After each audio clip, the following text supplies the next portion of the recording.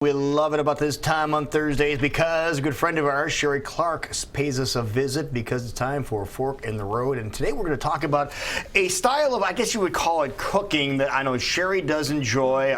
We enjoy it a lot. We do a lot of it ourselves. It's also awful fun. And the thing I like about it the most, and I think you do too, is it's not real messy. There's not really a whole heck of a lot of cleanup when you dehydrate things. But a lot of people think dehydrators are mainly for making beef jerky.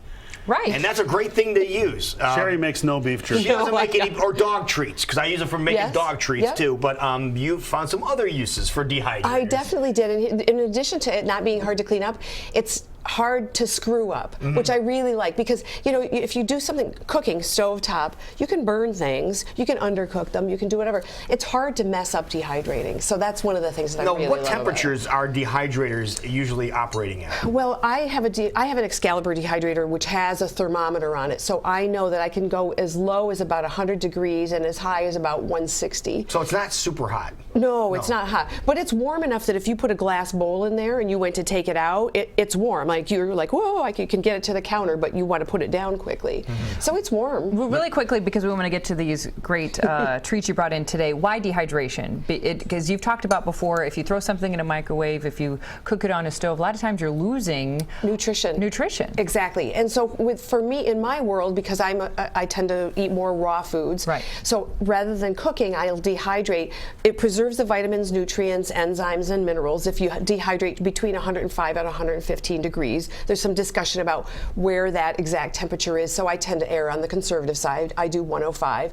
And the other reason is it sidesteps things like deep fat frying. So I can make chips, which is one of the things I made for you today, without using any fats or oils. So it's not like the baked chips that you eat and you're like, it's great because you didn't eat as much oil, but you feel like slightly dissatisfied, slightly cheated.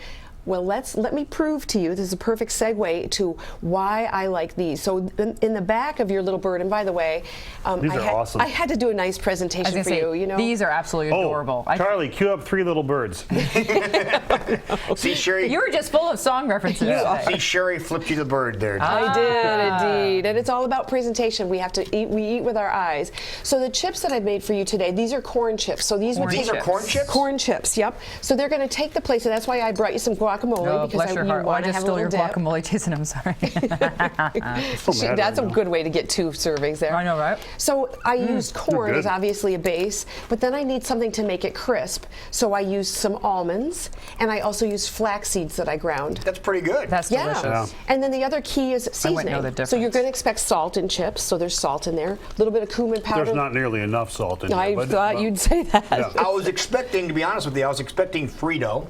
Okay, but I taste more of a tortilla shell, like a taco shell. Yes, and you can change that. The cool thing is you've got the base. It's just corn and some seeds and nuts.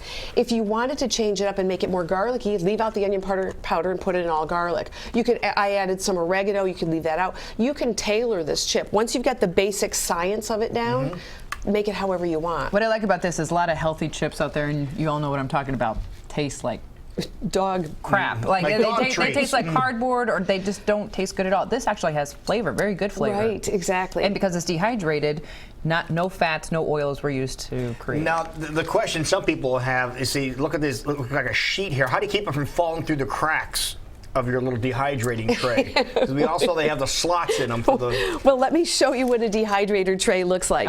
This is the tray that I use. This is called a non-stick or Teflex or Paraflex. They use different terms for it. Sheet. So when I make the batter, it's very liquidy. So I put that on there and I'll spread it over the top. I use an offset spatula. Then halfway through drying, I flip this over, peel this off, and put the half-dried chips back onto this sheet, which is mesh. This mesh sheet then allows the air to go through. And once I've taken off that sheet, it's sealed, so it won't drip through. You know what this reminds me of, Jason and Jackie? This reminds me of the frog mat that Jason or Galen used to have over at outside. Yeah, very similar. So this is, and the nice thing about these trays is I make an entire sheet of these. So I make 3 sheets with my, 3 sheets, there's another song I'm sure, to with each recipe. So you can make a lot. I make a lot at one time. Yeah. So you start on there, and then you transfer it here with the holes in it. Yes. Okay. Exactly. Easy, easy, easy. Got it. Same philosophy that I do when I'm making fruit leathers. So now let's switch to something a little bit sweeter. So go to the smooth one first. Okay. The smooth fruit leather is I actually did a pear and apple puree, and the reason I did that was my apples and pears were starting to get like I knew I wasn't going to use them all up. Right. So I was like, I don't want them to go to waste. They're organic. So I threw them skin and all. I took the cores out into the blender. I added a little tiny bit of honey because the apples were some of them were green apples. Okay. And then I spread it on a sheet. So I brought you actually a sheet of what the leather looks like. This is the leather before it's cut. Like fruit roll-ups. Exactly. So then, in the process of making this, I tasted the batter and I wanted to do something to enhance it a little bit. So I added an adult beverage to it. I can smell it from this sheet. I don't know if you can taste it or get a sense for it. But I used a whiskey.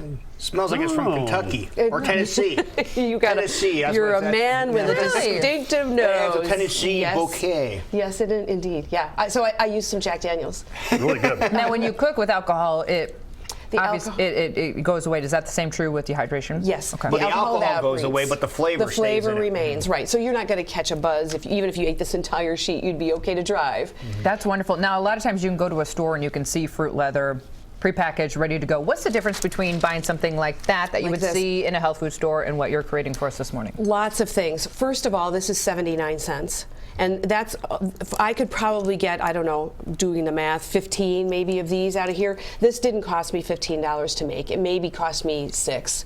That's if I use really expensive whiskey and right. Whatever. So there's a cost difference. The other thing is when you read the ingredient list on here, it's made from puree concentrates. So they've taken the fruit, concentrated it down, then reconstituted it. So they've taken most of the vitamins and minerals out. The other thing is there has to be a preservative in here. Right. Otherwise it won't be shelf stable. So you're getting a lot of stuff and paying a lot of not so good stuff, paying a lot of money for it, where in ours, it can be as little or as many recipe ingredients as you want. There are no preservatives. To preserve this, I brought the parchment paper. I'll roll it back up in there. Then I'll wrap it in foil to keep it airtight. And how long will that last? I'll leave this on the countertop for a month. A month? Really? Sure, well, then yeah. You better be eating it in a month. Do you need a fancy blender for this stuff, or? I use a Vitamix, but you could do anything because here's why. If this is completely smooth, but if you don't have a fancy blender that's going to puree it all the way, if you take a look at the other fruit leather that I brought, it's got some bumps in it.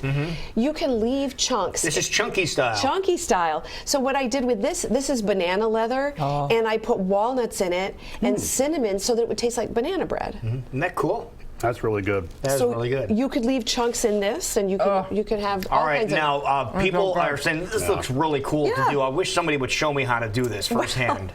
I've got an answer for you. I'm teaching a class, and the class is on dehydrating. It's called Dry It, You'll Like It. Dry it, you'll like it. It's on Saturday the 27th. We start at 9:30 a.m. and it runs till 11:30, so it's a 2-hour class. It's over at Bolton and Hay, which is on the east side. Yeah, of we're at 2701 Delaware. I'm trying to picture where. It's over kind of near the UPS, the main UPS terminal. Okay, so it's a restaurant supply store. It's open to the public. I love to teach there. They've got the perfect kitchen for it. So I've got a limited amount of space, limited amount of number of people that I can register. But go to my website or call me, email me. I'll get you into the class. These are the kinds of things I'm going to be teaching. You want to be at this class. Have her show you how to make this one. I was going to say, if you love banana nut bread. The other one is good, but yeah, have her show you how to make the chunky banana nut. But I promise I will do that that to school one. with your kids. They won't know the difference, and they're eating a healthier snack. And that's what we want to guide you is a road to healthier eating. And of course, if people want recipes or to get more information from you, Sherry, where can they go? They would visit me at fork-road.com or drop me an email at info@fork-road.com. Very good. Good stuff, Maynard. Tasty. This is awesome. Thank you so much. Yeah, you bet.